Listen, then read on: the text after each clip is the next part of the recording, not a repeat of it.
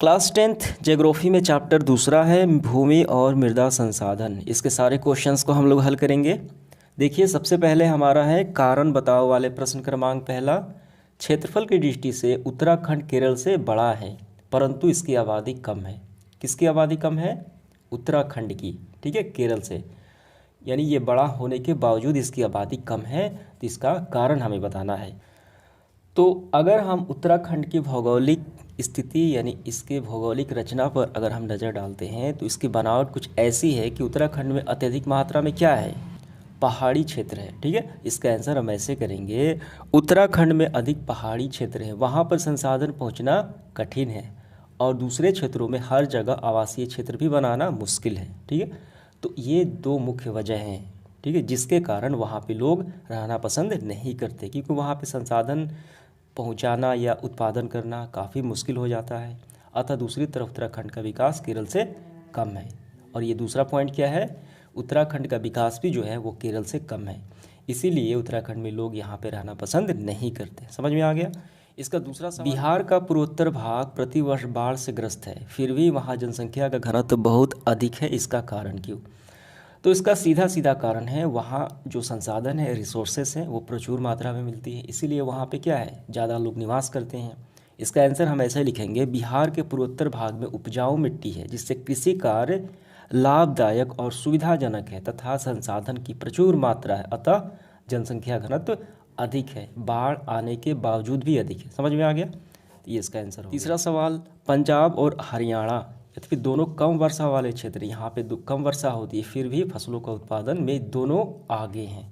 इसका क्या वजह है? इसका वजह यह है कि पंजाब और हरियाणा क्षेत्र में सिंचाई सुविधाएं पर्याप्त मात्रा में हैं तथा साथ ही साथ आधुनिक मशीनों और नए तकनीक से खेती किया जाता है, तो परिणाम स्वरूप क्या होगा? उत्पादन तो बढ़ेगा ही, इसी कारण से उत्पादन अधिक है। समझ में आ गया? चौथा सवाल देखिए, कपास के उत्पादन में महाराष्ट्र और गुजरात आगे राज्य सबसे आगे है, तो इसका कारण क्या है? महाराष्ट्र और गुजरात दोनों काली मिट्टी क्षेत्र पाए जाते हैं, यहाँ पे काली मिट्टी क्षेत्र पाए जाते हैं, ठीक है, तथा कपास के उत्पादन के लिए काली मिट्टी होना चाहिए, जो यहाँ इन दोनों राज्यों में प्रचुर मात्रा में होती है। और भौगोलिक दशाएं भी क्या है? अनुकूल है, बारिश भी होती है समय समय पर, तो परिणाम स्वरूप क्या होगा? कपास की खेती ज़्यादा मात्रा में होगी, ठीक है, इसलिए वो आगे रहेंगे। इसका आंसर हो गया। पांचवा सवाल देखते हैं, झारखंड और उड़ीसा की मिट्टी प्रायः लाल रंग की होती है जबकि महाराष्ट्र की मिट्टी में ये रंग नहीं पाया जाता, यानी लाल रंग नहीं पाया जाता। तो इसका मुख्य कारण क्या है? झारखंड वाले क्षेत्रों में लौह तत्व की मात्रा ज़्यादा होती है, इसीलिए मिट्टी का रंग लाल हो जाता है। इसका मुख्य कारण है, झारखंड एवं उड़ीसा क्षेत्रों में लोहे की मात्रा मिट्टी में अधिक है जबकि महाराष्ट्र में लोहे की मात्रा नहीं है, अतः काली मिट्टी महाराष्ट्र और झारखंड में और उड़ीसा में लाल मिट्टी मिलती है। इसका वजह सिंपल है। 6 नंबर देखिए, हिमालय क्षेत्र में सीढ़ी नुमा खेत मिलते हैं, इसका कारण क्या है? इसका मुख्य कारण है कि वहाँ की भौगोलिक स्थिति। इसका मुख्य कारण यहाँ की भूमि ढालूनुमा होती है, ठीक है, क्योंकि ये पहाड़ी क्षेत्र है। और दूसरा वजह ये है कि इससे ढालूनुमा मिलने का, क्योंकि वर्षा अधिक होती है तो वर्षा का जमाव भी नहीं होता, ठीक है, तो इसी वजह से वहाँ सीढ़ी नुमा खेत मिलते हैं। इसके बाद आगे बढ़ते हुए अति लघु उत्तरीय प्रश्न देखिए, भारत के राष्ट्रीय उत्पादन में कृषि क्षेत्र का योगदान कितना है? तो राष्ट्रीय उत्पादन में कृषि क्षेत्र का उत्पादन 22% है। दूसरा है, भारत की प्रमुख भू आकृतियों के नाम लिखें। तो पर्वतीय क्षेत्र 30%, मैदानी क्षेत्र 43%, पहाड़ी क्षेत्र 27%। इसके बाद अगला सवाल देखिए, तीसरा, एक वर्ष से भी कम समय तक जिस खेत की फसल उत्पादन ना हो यानी उसे खाली छोड़ दिया जाए तो उस फसल खेत को क्या कहा जाता है? ठीक है, उस खाली पड़े खेत को वर्तमान प्रतिभूमि का कहते हैं हम उसको। चौथा, किन दो राज्यों में अधिक व्यर्थ भूमि पाई जाती है, बेकार भूमि पाई जाती है, प्रतिभूमि पाई जाती है, काम वाली नहीं पाई जाती? जम्मू कश्मीर और राजस्थान में। इसके बाद पांचवा सवाल, क्षारीय मिट्टी का पीएच मान 7 से अधिक है, इसका मतलब 7 से अधिक होता है, इसको तो क्षारीय ही होगा, ठीक है, तो 7 से अधिक होता है इसलिए वो क्षारीय होती है। इसके बाद देखिए लघु उत्तरीय प्रश्न 1 से 13 संख्या है इसकी। तो पहला सवाल देखिए, भूमि किस प्रकार महत्वपूर्ण संसाधन है? तो सभी संसाधन एक तरफ और भूमि एक तरफ। भूमि पर ही, अगर भूमि ही नहीं हो तो सभी संसाधन व्यर्थ हो जाएंगे। भूमि पर ही सभी संसाधन पाए जाते हैं, खेती करना हो, कल कारखाने, सड़क, यातायात, जलाशय, अगर इसका अस्तित्व खत्म हो जाए तो मानव का भी अस्तित्व खत्म हो जाएगा। सारे संसाधन भूमि पर ही तो पाए जाते हैं, समझ में आ गया। इसलिए काफ़ी महत्वपूर्ण संसाधन है ये। हम इसका आंसर ऐसे लिखेंगे काफ़ी संक्षेप में, सभी प्राकृतिक संसाधन में भूमि संसाधन महत्वपूर्ण संसाधन है, क्योंकि मानव और अन्य जीव जंतु हैं भूमि पर निवास करते हैं। खेती, कल कारखाने, सड़क, यातायात, जलाशय सभी भूमि पर ही संपादित होते हैं, अतः भूमि अति महत्वपूर्ण संसाधन बन जाता है। इसका आंसर हो गया सवाल, किन सुविधाओं के कारण भारत में क्या होती है, गहन कृषि की जाती है, यानी गहन खेती करने का क्या वजह होता है। भारत में तेजी से बढ़ती जनसंख्या का दबाव और सीमित संसाधन अर्थात कृषि योग्य भूमि के कारण गहन खेती जो है वो अपनाई जाती है। भारत में वर्षा एक विशेष मौसम में होती है तथा सिंचाई का सहारा लिया जाता है, तथा मैदानी भागों में जलोढ़ मिट्टी पाई जाती है जो अत्यंत उपजाऊ है। तो इन्हीं सभी सुविधाओं के कारण गहन खेती किया जाता है। तीसरा सवाल, भौतिक गुणों के आधार पर मिट्टी के 3 वर्ग कौन कौन से हैं। गंगा के मैदान में कौन सी मिट्टी पाई जाती है, तो भौतिक गुणों के आधार पर मिट्टी के 3 वर्ग। बलुई मिट्टी, इसमें बालू की मात्रा अधिक होती है, ठीक है, और ये अधिक जल सोखती है। चिकनी मिट्टी, ये सूखने और कठोर पर ये दरार युक्त हो जाती है। दूसरा, दोमट मिट्टी, बालू और पंख दोनों बराबर मिश्रण होते हैं। गंगा के मैदान में जलोढ़ मिट्टी पाई जाती है। 4 नंबर सवाल देखिए, स्थानबद्ध और वाहित मिट्टी में क्या अंतर है। तो इसका स्क्रीनशॉट यहाँ पे लगा देता हूँ, वहीं से आपको कर लेना है। 5वां सवाल, भारत में लाल मिट्टी और काली मिट्टी क्षेत्र बताएं। काफ़ी आसान सवाल है।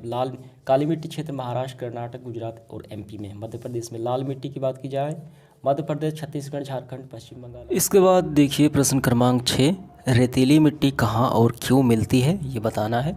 तो देखिए सबसे पहले हम बताएंगे रेतीली मिट्टी क्या होती है। रेत अथवा बालू युक्त मिट्टी को रेतीली मिट्टी कहते हैं। पोषक तत्व की कमी, ठीक है, इसमें कम होती है मात्रा, लेकिन अधिक वर्षा क्षेत्र में नारियल, काजू के पेड़ों के विकास के लिए उपयोगी मानी जाती है। ये प्रायद्वीपीय भारत के तटीय मैदानों में ये मिलती है। कौन? रेतीली मिट्टी। तो इसका आंसर हो जाता है। इसके बाद देखिए 7वां सवाल, परती भूमि किस प्रकार कर्षित भूमि में बदली जा सकती है। इसका क्या मतलब है, कोई परती भूमि है, कोई बेकार भूमि है, किस प्रकार उसे हम खेती योग्य बना सकते हैं। तो इसका आंसर लिखेंगे, परती भूमि को कृषि योग्य अर्थात कर्षित में बदलने के लिए उस पर आवरण फसल, ठीक है, आवरण फसल अर्थात ऐसी फसल जो भूमि को समुचित ढक लेनी चाहिए। ऐसे क्या होगा कि बारिश होगी, सड़ने गलने से क्या होगा, वो खाद बन जाएगा, ठीक है, वो खाद बन जाएगा, ठीक है। तो उससे क्या होगी, भूमि उपजाऊ हो जाएगी, ठीक है। तथा अन्य उपाय भी करना रहता है, जैविक खादों का उपयोग करना चाहिए, सड़े गले पेड़ पौधे, गोबर इत्यादि। समझ में आ गया, तो इसका आंसर हो गया। इसके बाद देखिए 8वां सवाल, मिट्टी कटाव के 2 रूप, ठीक है, बताना है, और मिट्टी संरक्षण के कोई 3 उपाय बताना है। मिट्टी कटाव का क्या मतलब है, तो मिट्टी कटाव यानी मिट्टी की ऊपरी परत का बह जाना, ये वायु और जल के द्वारा ही संपन्न होता है, ठीक है। तो मिट्टी कटाव के मुख्य जल के द्वारा हम लिखेंगे। इसके 2 रूप हैं। पहला है परतदार क्षरण, कम ढाल की भूमि पर तेज वर्षा के बहते पानी के साथ ऊपरी उर्वर परत और इसकी वनस्पतियां बह जाती हैं। यह प्रक्रिया धीरे धीरे होती है, ठीक है। ये परतदार क्षरण होती है, ये ऊपरी परत का बह जाना। दूसरा है खुरदुरा चरण, तो यहाँ से आपको लिख लेना है।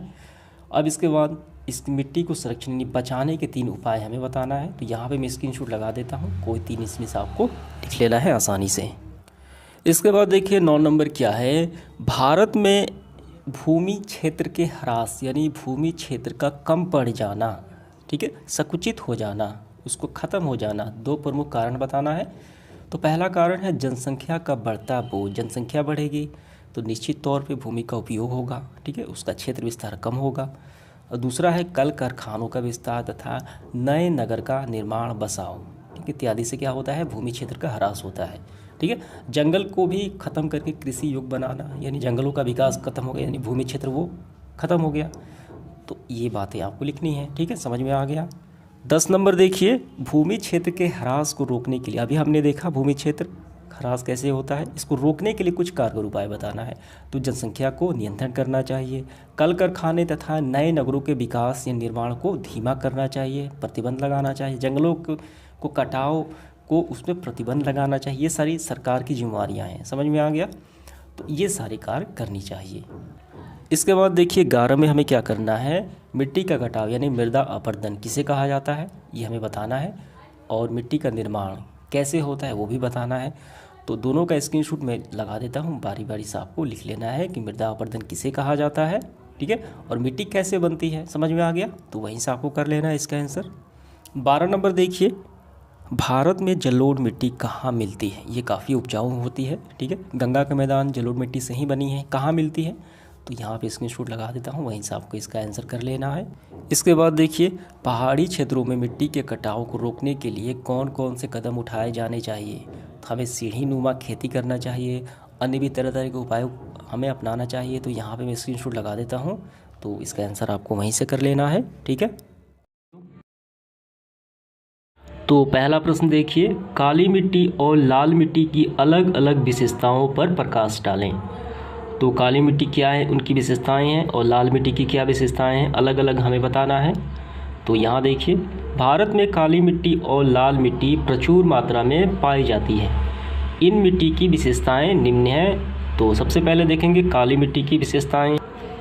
काली मिट्टी की विशेषताएं, काली मिट्टी जो है, इस मिट्टी का रंग काला होता है क्योंकि इसमें एल्युमिनियम और लौह यौगिक उपस्थित होते हैं, जिसके कारण ये काली रंग की होती है। दूसरा देखिए विशेषता, काली मिट्टी नमी बनाए रखने में क्षमता होती है, यानी ये जो पानी धारण करने में ये काफ़ी सक्षम होती है। काली मिट्टी नमी बनाए रखने में सक्षम होती है, यानी क्षमता होती है। अतः कपास गन्ना के लिए ये उपयुक्त मिट्टी मानी जाती है, ठीक है। ये दो फसलें अधिक मात्रा में यानी काली मिट्टी पे ही उगाई जाती है, कपास और गन्ना। इसके बाद देखिए तीसरी विशेषता, काली मिट्टी सूखने पर कड़ी तथा भीगने पर चिपचिपी हो जाती है। इससे वायु का ऑक्सीकरण ज़्यादा होता है, ये काफ़ी उपजाऊ भी होती है ये काली मिट्टी। तो ये तो हो गई काली मिट्टी की विशेषताएं। अब हम देखेंगे लाल मिट्टी की विशेषताएं, क्योंकि प्रश्न में दोनों के अलग अलग पूछा जा रहा है। अब हम देखेंगे लाल मिट्टी की क्या विशेषताएं हैं।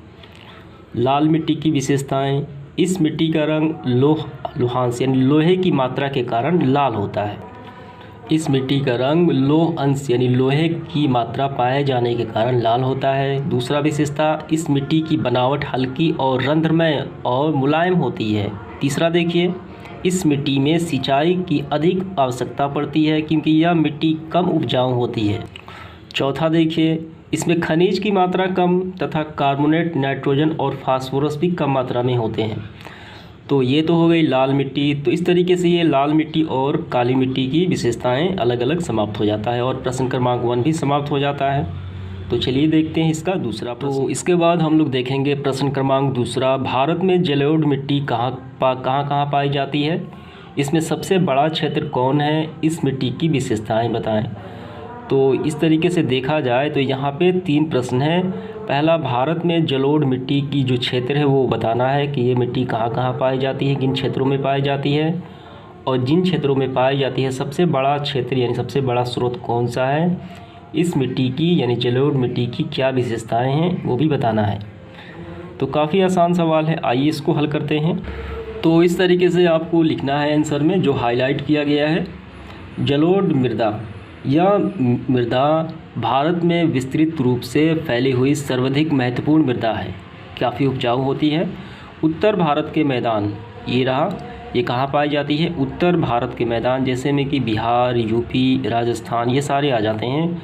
उत्तर भारत के मैदान जलोढ़ निर्मित है, जो हिमालय की 3 महत्वपूर्ण नदी प्रणाली जैसे सिंधु, गंगा और ब्रह्मपुत्र द्वारा लाए गए जलोढ़ के निक्षेप से बना है। इसके बाद देखिए, राजस्थान एवं गुजरात में भी एक संकरी पट्टी के रूप में इस मृदा का प्रसार है। तो हमें क्षेत्र बताना है कहाँ पाई जाती है। उत्तर भारत में, और गंगा के जो तट होते हैं वो तटीय क्षेत्रों में, बिहार, यूपी, इन क्षेत्रों में भी पाई जाती हैं। पूर्वी तटीय मैदान गोदावरी, महानदी गोदावरी, कृष्णा और कावेरी नदियों द्वारा निर्मित डेल्टा का भी निर्माण जलोढ़ से ही हुआ है। ये तो हो गए जलोढ़ मिट्टी के क्षेत्र विस्तार, लोग ये कहाँ पाई जाती हैं। अब हम देखेंगे इस मिट्टी की क्या विशेषताएं हैं। तो यहाँ देखिए, जलोढ़ मृदा में पोटास, फास्फोरस और चूना जैसे तत्वों की प्रधानता होती है, जबकि इसमें नाइट्रोजन एवं जैव पदार्थों की कमी रहती है। इस मिट्टी में गन्ना, चावल, गेहूँ, मक्का, दलहन जैसी फसलों के लिए उपयुक्त मानी जाती है। अधिक उपजाऊ होने के कारण इस मिट्टी पर गहन कृषि भी की जाती है। ये तो हो गई इसकी विशेषताएँ, ठीक है, ये विशेषताएँ हो गई। तो इसके बाद देखेंगे प्रश्न क्रमांक तीसरा जो प्रश्न है, यहाँ देखिए, मिट्टी का संरक्षण क्यों आवश्यक है? इसके संरक्षण के महत्वपूर्ण उपायों का उल्लेख करें। तो मिट्टी का संरक्षण का मतलब क्या हुआ कि मिट्टी को बचाना, उनको सुरक्षित करना क्यों जरूरी है, मिट्टी को बचाने के महत्वपूर्ण उपायों का उल्लेख करें। तो मिट्टी का संरक्षण का जो मुख्य पॉइंट होता है वो होता है मिट्टी की उपजाऊ क्षमता को बनाए रखना। तो इस प्रकार लिखना है, मिट्टी एक बहुमूल्य प्राकृतिक संसाधन है, इसकी उर्वरता पर ही उत्पादन टिका है। यानी जब तक मिट्टी में उपजाऊ क्षमता है तभी तक मिट्टी क्या है, ये काफ़ी यूज़फुल है, ठीक है। परंतु कुछ प्राकृतिक और मानवीय क्रियाकलापों के कारण इसकी परत जो होती है अपरदित होकर नष्ट हो जाती है, यानी मृदा अपरदन कहा जाता है। मिट्टी के अपरदन से इसकी उपजाऊ क्षमता पर प्रभाव पड़ता है, अतः हमें मिट्टी के संरक्षण करना अनिवार्य हो जाता है। तो इसके देखिए उपाय हम देखते हैं, मिट्टी के संरक्षण के क्या उपाय हैं। फसल चक्र पद्धति अपनाना, जिससे कि मिट्टी में पोषक तत्व बना रहे। दूसरा, भूमि उपयोग का नियोजन करना। दूसरा है भूमि उपयोग का नियोजन करना, कि कौन से भूमि खेती के लिए है और कौन सा भूमि अलग कार्य के लिए है। तीसरा देखिए, मिट्टी में आवश्यक पोषक तत्वों की पूर्ति करना खाद और उर्वरक के माध्यम से। चौथा देखिए, पेड़ पौधे लगाकर मिट्टी अपरदन को रोकना, यानी मृदा अपरदन को रोका जा सकता है, तभी तो मृदा क्या हो जाएगा, वो उपयोगी होगा और वो उपजाऊ बनेगा। तो इस तरीके से ये प्रश्न क्रमांक तीसरा समाप्त हो जाता है। इसके बाद देखिए प्रश्न क्रमांक चौथा, भारत में जनसंख्या वृद्धि से किस प्रकार भूमि ह्रास हुआ और हो रहा है, भूमि ह्रास के अन्य कारणों पर प्रकाश डालें, इन्हें रोकने के सुझाव दें। तो यहाँ पे देखिए भूमि का जो ह्रास होना है, ये एक तो कारण जनसंख्या वृद्धि है और उसके अन्य कारण भी हमें बताना है। भूमि ह्रास के अन्य कारणों पर भी प्रकाश डालना है और इसे रोकने के भी उपाय बताना है। इस तरीके से लिखना है, भारत में जनसंख्या के लगातार वृद्धि से प्रति व्यक्ति भूमि कम पड़ रही है। कल कारखानों के बढ़ने से और नगरों में बढ़ने से भी भूमि का जो ह्रास हुआ है, अतः जनसंख्या वृद्धि से भूमि का ह्रास मुख्य कारण है। इसके बाद देखिए भूमि ह्रास करने कारण वनों की कटाई हो गया, उर्वरक एवं कीटनाशकों का अत्यधिक प्रयोग हो गया, जलवायु परिवर्तन हो गए, इससे भूमि का नुकसान पहुंचता है और इन्हें रोकने का जो उपाय बताना है। इसके बाद हमें इसे भूमि जो ह्रास का उपाय भी बताना है। तो इनके जो ह्रास के कारण हैं इनको कम करना, जैसे वनों की कटाई पर रोक लगाना, उर्वरक और कीटनाशकों का अत्यधिक प्रयोग कम करना, ठीक है। तो इनको कम करने से भूमि ह्रास कम होता है और भी बहुत सारे उपाय हो जाते हैं, जैसे में कि मृदा अपरदन को भी कम करना चाहिए, वन लगाना चाहिए, पेड़ पौधे लगाना चाहिए और जो भूमि का उपयोग है उसको नियोजित करना, यानी चिन्हित करना। तो ये इस प्रकार ये प्रश्न क्रमांक चौथा समाप्त हो जाता है।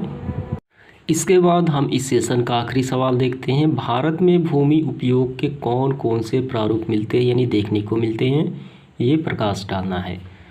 तो इसका आंसर जो है यहाँ पे मैं स्क्रीनशॉट लगा देता हूँ, तो वहीं से आपको नोट डाउन कर लेना है, ठीक है। तो समाप्त हो